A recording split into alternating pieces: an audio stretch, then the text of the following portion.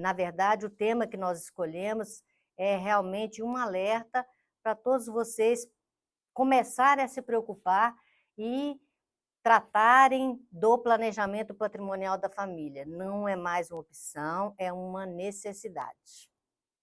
Podemos ir adiante.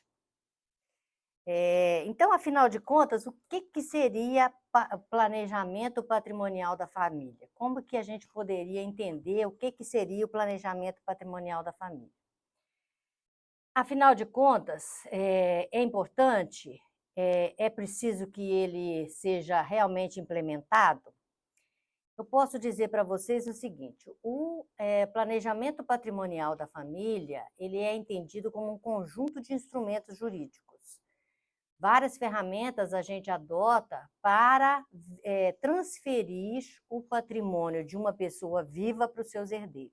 Isso é planejamento patrimonial.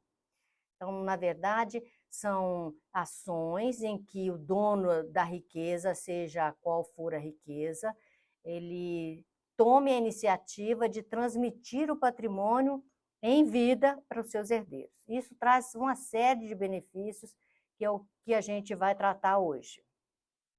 Então, a primeira coisa que nós precisamos é de mudar o nosso comportamento, mudar o nosso paradigma. Por quê?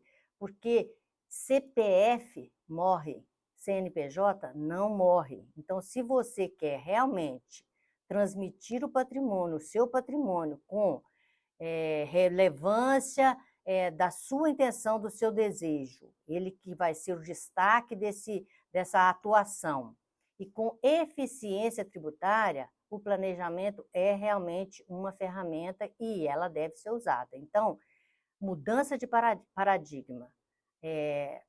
A empresa, a riqueza da família deve ser institucionalizada. Então, a mudança de paradigma é nesse sentido, tá bom? O planejamento vai contra aquela antiga ideia de que a transferência é algo que só ocorre após o falecimento. Isso já temos que esquecer.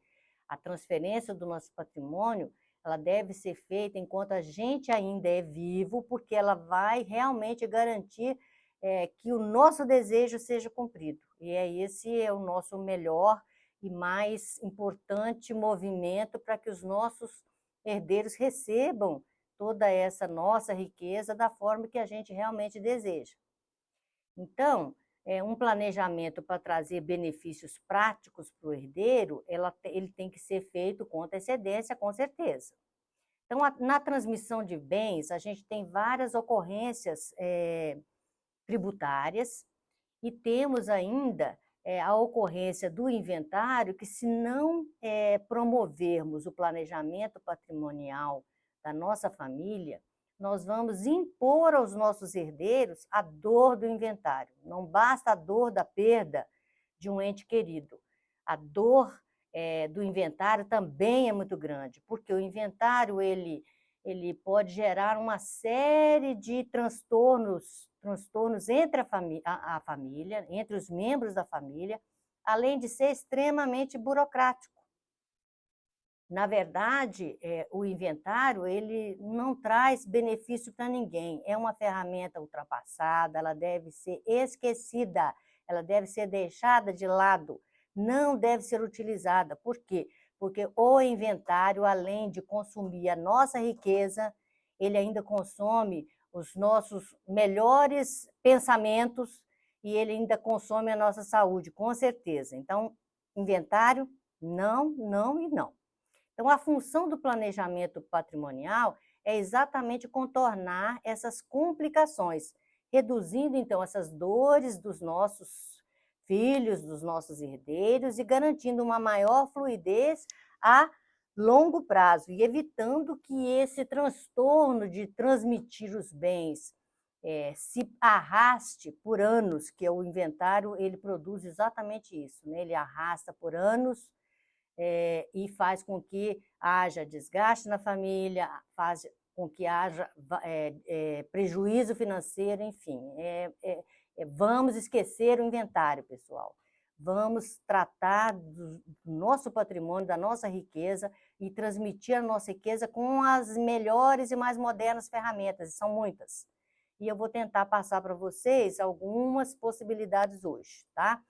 Então, eu posso dizer para vocês o seguinte, continuando nas nossas indagações, né? Quais as vantagens de fazer um planejamento patrimonial da família? Então, eu posso dizer para vocês que tem, de imediato, duas grandes vantagens. Primeiro, evitar a dor do inventário. Segundo, em evitar os custos do inventário, evitar os custos dessa transmissão.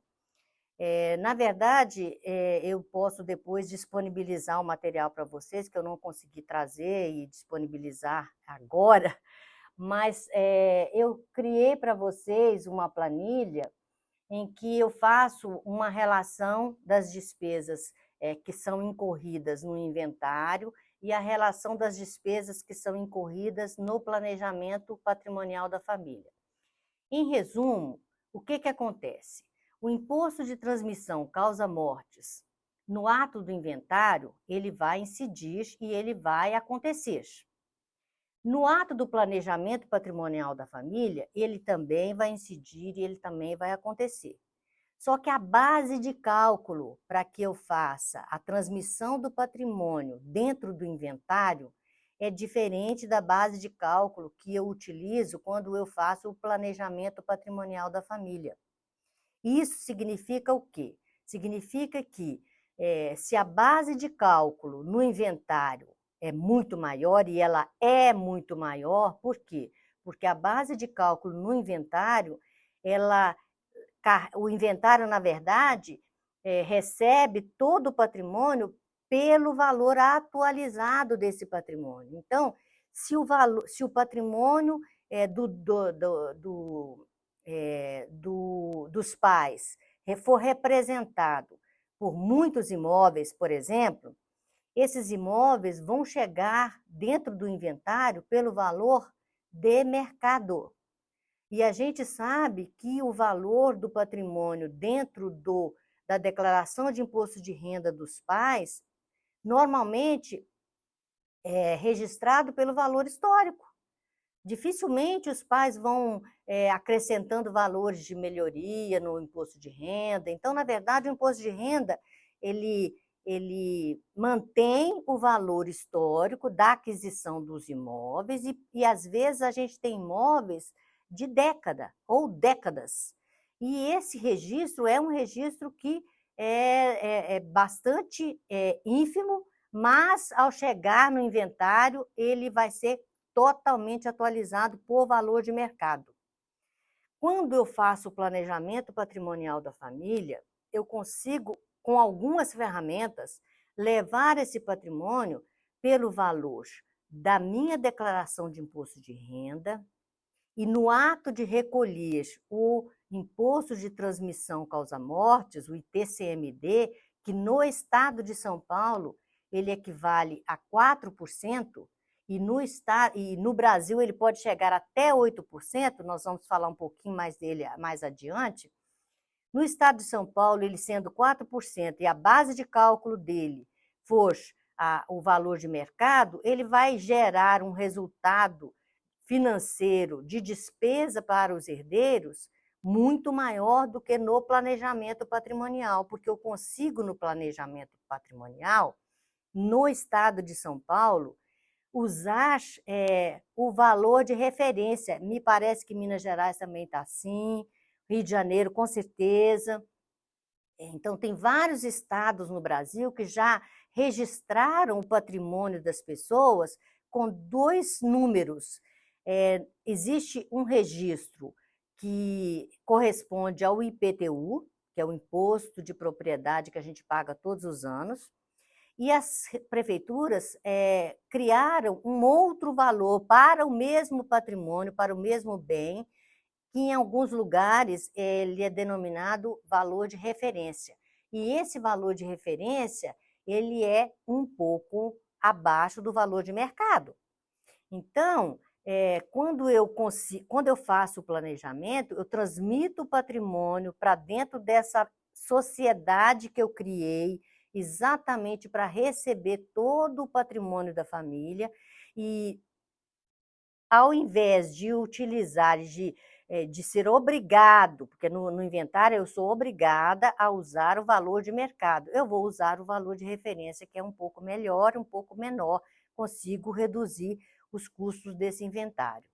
Eu tenho uma outra despesa, que é no cartório de notas, que ela só vai incorrer dentro do inventário. Essa despesa lá no cartório vai representar mais ou menos 0,50% do valor desse patrimônio atualizado. Lá no planejamento patrimonial da família, eu não tenho a incidência dessas despesas de cartório, porque eu não tenho necessidade lá nesse planejamento, eu não preciso de certidões nenhuma, porque o patrimônio é meu, eu não preciso de fazer nenhuma comprovação, eu faço o movimento pura e simplesmente. O ITBI não incide em nenhum dos dois movimentos, porque no planejamento tributário eu tenho uma autorização constitucional, artigo 156, parágrafo 2º da Constituição Federal, que me permite levar o patrimônio para dentro dessa sociedade sem a incidência do ITBI. Eu tenho uma ressalva só que eu preciso de prestar atenção. Eu posso levar esse patrimônio com essa garantia, com essa imunidade tributária, e ao levar esse patrimônio para o planejamento com essa imunidade tributária, eu não tenho a incidência do ITBI.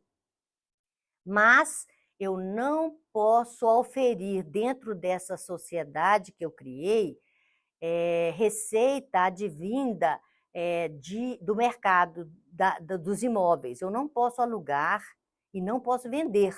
Dentro dessa sociedade, eu vou simplesmente juntar o patrimônio, compor o patrimônio, para que em outros movimentos, porque eu vou precisar de exercer outros movimentos, eu possa, inclusive, fazer alocação, mas em outra unidade, em outro CNPJ, completamente